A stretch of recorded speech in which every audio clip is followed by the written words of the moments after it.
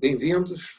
Hoje nós continuaremos com as curvas de torque com velocidade, só que abordando os motores de indução e as máquinas síncronas, dando continuidade ao que foi visto na aula passada com as máquinas de corrente contínua. Os motores de indução já é mais difícil estabelecer um modelo dinâmico. No caso da máquina DC, foi muito simples. Botamos tensão de armadura igual a queda na resistência da armadura, mais queda na indutância de armadura, mais a força contra a eletromotriz. Os motores de indução, nós conseguimos um modelo para a situação apenas de regime permanente. Aqui tudo será tratado, as indutâncias, como reatâncias. Esse modelo se assimila muito a um modelo de um transformador. Indutância de magnetização, dispersão de estator e rotor, que seria de primário e secundário, resistência de estator e resistência do rotor. No fundo, o motor de indução se assemelha muito a um transformador. Enrolamentos de armadura no primário e enrolamentos no secundário, que seria o caso o rotor. O motor de indução mais comum, o motor de indução gaiola, esses enrolamentos no secundário estão curto-circuitados. O que diferencia de um transformador é porque existe um movimento entre o lado primário e o lado secundário, entre o estator e o rotor. O bonito desse modelo do motor de indução, que não está sendo deduzido aqui, nem vai ser deduzido no livro, isso eu abordo no curso de pós-graduação, mas não na graduação, é que ele fica retratado por esse simples modelo onde aparece uma resistência mágica aqui. Uma resistência que depende da resistência do rotor, mas é função do chamado escorregamento, que é a velocidade do rotor em relação à velocidade síncrona, colocado normalizadamente, tendo como base a velocidade síncrona. Ou seja, 1 menos S sobre S, onde S é esse escorregamento, que é a velocidade de escorregamento em PU, cuja base é a velocidade síncrona. Eu costumo brincar dizendo que se colocamos o dedo sobre essa resistência, ele queima, porque aqui tem dissipação Joule. Se colocamos o dedo sobre essa resistência, ele não vai queimar. Aqui não, a dissipação não é Joule, mas ele pode ser cortado, porque justamente a perda, a potência dissipada nessa resistência, corresponde àquela parcela de potência que é convertida de elétrica para mecânica, se for um valor positivo, ou de mecânica para elétrica, se for um valor negativo, se esse R2, 1 menos S sobre S, se tornar negativo. No final, tem uma série de exercícios que exploram esses conceitos em torno dessa resistência. É um modelo, digamos, quase mágico. A partir dele, é possível traçar essas curvas que estão apresentadas aqui nas figuras A e B. Na figura A, o que se fez foi variar a tensão de alimentação e mantivemos a mesma frequência de alimentação, digamos 60 Hz, e a tensão de alimentação do 220, tensão de linha, 200, 110. É interessante chamar a atenção que essas curvas de torque são proporcionais ao quadrado da tensão. Quando a tensão cai à metade, o torque vai a 1/4. Há uma perda significativa do torque em função da tensão de alimentação. E as curvas também variam, mudando-se o valor da resistência R2. Nesse caso é curioso, porque o valor de torque máximo continua o mesmo, apenas o ponto onde ele ocorre é deslocado. Você perguntaria, puxa, como que eu posso mudar a resistência do rotor? Isso só se consegue numa máquina de indução especial, que é conhecida como motor de indução de rotor bobinado, onde é possível, através de anéis, se conectarem resistências externas e, com isso, modificar a resistência total do rotor do motor de indução. Esse tipo de máquina é muito interessante quando se precisa aumentar o torque de partida. Note bem aqui, vamos imaginar com a resistência normal. Eu tenho aqui um torque de partida, quando a velocidade é zero, com essa amplitude. Se eu aumento a resistência do rotor, esse torque de partida vai aumentando. Nota que isso também não é uma solução que ir aumentando toda a vida e sempre vai aumentando o torque de partida. A partir desse valor aqui, ó, por exemplo, 10 RA, eu já comecei a diminuir o valor do torque de partida, porque o ponto de máximo agora vai ocorrer aqui já com velocidades negativas. Com a resistência 20 RA, o valor do torque vai parar lá embaixo. Quer dizer, já não é vantajoso. Mas o importante é notar que, variando-se a tensão ou variando-se a resistência do rotor, mantida a frequência de alimentação constante, existe alguma possibilidade de alterar o torque do motor de indução. Mas ele é uma máquina especial. Na velocidade que corresponde à velocidade síncrona, onde a máquina está girando com a mesma velocidade daquele campo estabelecido pelas correntes de estator, não existe produção de torque. É fácil entender isso, porque não haverá enlace de fluxo variante no rotor. Os enrolamentos do rotor estarão experimentando um enlace de fluxo mais constante. E do Faraday aprendemos que a tensão induzida ocorre com variação do fluxo, não com enlace de fluxo, uma variação do enlace com o tempo. A máquina de indução, que o nome diz, ela funciona com correntes induzidas.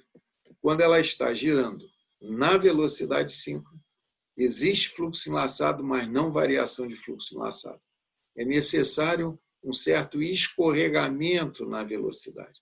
Uma velocidade um pouco diferente da velocidade síncrona, que é a velocidade do campo estabelecido no estator, para haver variação de fluxo no rotor e, em função disso, tensão induzida, corrente, e pela interação de corrente de estator e do rotor, produção de torque.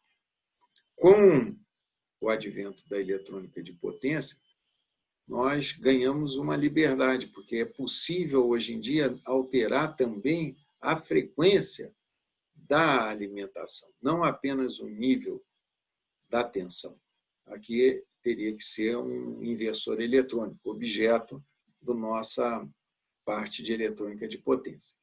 Nessas condições, as curvas de torque com velocidade do motor de indução ficam desse jeito bonito que está apresentando aqui, quase curvas paralelas. E note que cada uma parte de uma velocidade síncrona diferente, porque eu estou mudando a frequência de alimentação do estator. Outra coisa bonita que temos que chamar a atenção é que nessas regiões de baixo escorregamento, em que a velocidade não está muito afastada da velocidade síncrona, as curvas de torque com velocidade são quase como retas paralelas, como acontecia na máquina de corrente contínua. Já se sente uma certa similaridade entre a máquina de corrente contínua e o motor de indução.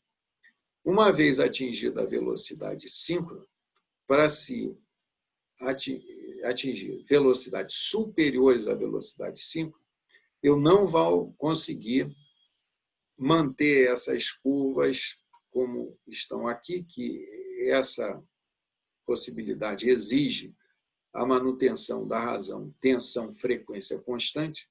Como eu já cheguei no ponto nominal, eu não tenho condição de aumentar a tensão de alimentação. Posso até aumentar a frequência, mas a razão V sobre F vai diminuir. Com isso, é como se eu estivesse entrando num enfraquecimento de campo similar ao que foi visto para a máquina de corrente contínua. Com isso, se percebe um certo parentesco entre as máquinas. Vale ainda destacar os 3 modos de operação de um motor de indução. Aqui é o caso mais normal, você tem esse pequeno escorregamento, a máquina rodando a uma velocidade inferior à velocidade síncrona, ela funciona como um motor. Quando eu tenho uma rotação superior à velocidade síncrona, evidentemente essa máquina tem que estar conectada a um sistema de potência, eu vou ter um torque negativo, ou seja, a máquina se comporta feito um gerador. Existem geradores eólicos que se valem dessa propriedade, empregando motores de indução. Nesse caso, as correntes no rotor vão ter uma sequência de fase diferente da sequência de fase das correntes de estator. E o terceiro modo de alimentação do motor de indução, aquele que nós tínhamos chamado a atenção logo no começo, chamado de plugin, corresponde à situação em que a sequência de fase, que era a ABC, é mudada, e nesse momento, admitindo que os transitórios elétricos são muito mais rápidos que os mecânicos, a curva de torque ela passa a se tornar simétrica em relação à origem.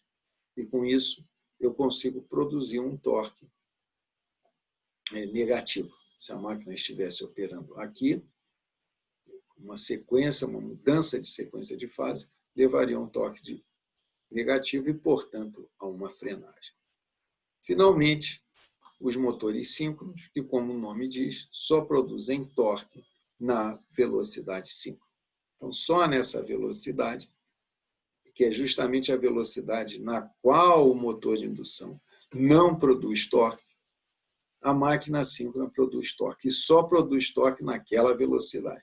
Portanto, a partida do motor síncrono requer uma atenção especial, porque na velocidade zero ele não tem torque. Alguma coisa tem que fazê-lo chegar na velocidade síncrona. A princípio, tem um lado positivo, que eu tenho garantia de qual é a velocidade de rotação, tem um lado negativo, que eu não consigo partir, e tem uma outra característica muito interessante das máquinas síncronas, é que, através, aqui é o modelo do motor síncrono, alimentação e uma tensão, que é como se fosse a tensão contra-eletromotriz da máquina de corrente contínua, mesmo motivo, ela existe. Se nós aumentarmos essa tensão, fazendo maior do que a tensão de alimentação, isso vai corresponder a uma situação em que essa corrente estará adiantada em relação à tensão. Portanto, para quem está olhando do ponto A, essa máquina, essa carga, se comporta com características capacitivas. O motor de indução nunca acontece isso. Sempre a característica dele é uma característica de uma carga indutiva. Mas o motor síncrono também pode ter característica indutiva, é só essa tensão interna ser feita menor do que a tensão de alimentação. Isso é facilmente ajustado pela tensão de campo da máquina síncrona. Nesse caso, a corrente vai estar atrasada em relação à tensão, portanto, é uma característica de carga indutiva. Esse fato é colocado nessas curvas características, que são conhecidas como curvas V, porque essa curva aqui, que é a curva para fator de potência zero, tem a forma de um V. Então, esses pontos que, note, isso não é curva de torque com velocidade, não é aquela impressão digital, mas é uma característica importante da máquina síncrona, que coloca a corrente de campo, excitação de campo, e a corrente de armadura da máquina síncrona. Quando eu aumento a corrente de campo, a tensão interna é maior do que a tensão de alimentação, eu entro numa região de comportamento capacitivo.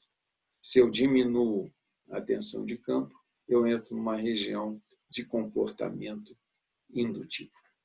Esse assunto reforçado através dos exercícios que todos devem fazer. Aliás, quando me perguntam que exercícios fazer, a resposta é muito simples: todos. A matéria só se consolida com a solução de todos os exercícios, que vão acompanhados de solução, mas eu peço para só olhar a solução em último caso, caso extremo. E ela está de tal forma redigida que, se não houve antes um esforço, um trabalho de entendimento, é capaz da solução ficar obscura. Bem, eu agradeço a atenção de vocês e espero encontrá-los na nossa próxima aula. Muito obrigado.